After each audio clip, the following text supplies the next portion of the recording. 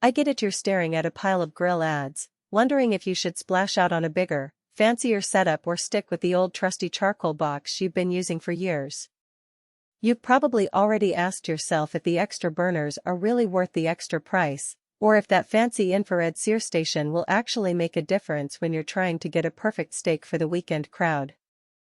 I've been down that road too, looking at a dozen grills, reading the specs, scrolling through endless forums, and trying to separate the hype from the practical stuff that will actually show up on your patio. Link is in the description if you want to check the product details on Amazon.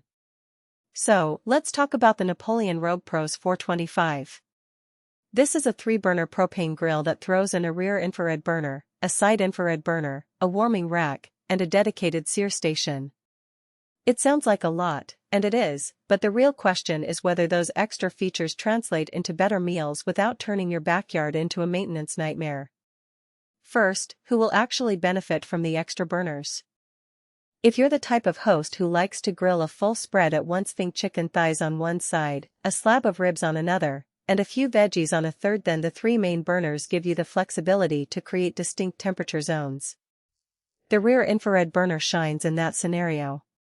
Because infrared heats very quickly and maintains a steady, high temperature, you can push a steak onto that zone for a rapid, restaurant-style sear without worrying about flare-ups from direct flame. I've seen it work well for people who love that crust on the outside, juicy inside texture but don't want to juggle the grill's temperature constantly. The side infrared burner, on the other hand, is a nice add-in for side dishes that need a little extra oomph. Think sautéing mushrooms, warming up a pan of garlic butter, or even cooking a small skillet of shrimp while the main grill does its thing. It's essentially a built-in stovetop, which means you can keep a sauce simmering without having to bring a separate burner out of the garage. If your idea of a perfect grill night includes a buttery garlic sauce that finishes the steak, this little side station can save you a lot of extra equipment. Now, let's be honest about the downsides.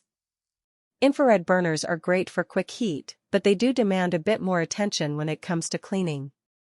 The rear burner ceramic plates can get coated with grease, and if you don't wipe them down after each use, you might notice a subtle metallic taste over time. The same goes for the side burner. Because it's often used for higher heat cooking, it can accumulate char faster than a regular burner. So, if you're looking for a set-it-and-forget-it grill that you can stash away for a few weeks without a deep clean, this model will ask a little more of you. Another point that trips people up is the warming rack.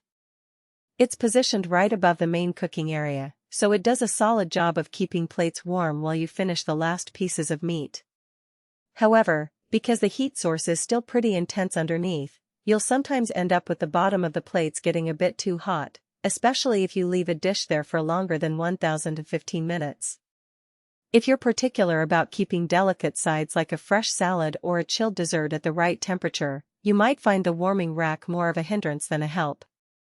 Let's talk durability for a second. No need to repeat the generic "it's built solid" line. But the finish on this grill is a powder-coated stainless look that resists rust and fading even after a season of salty sea breezes.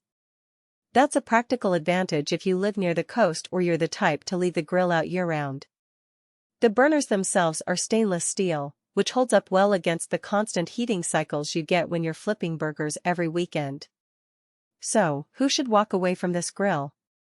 If you're a solo griller who only tosses a couple of burgers on the grill once a month, the extra burners and infrared stations might feel like overkill.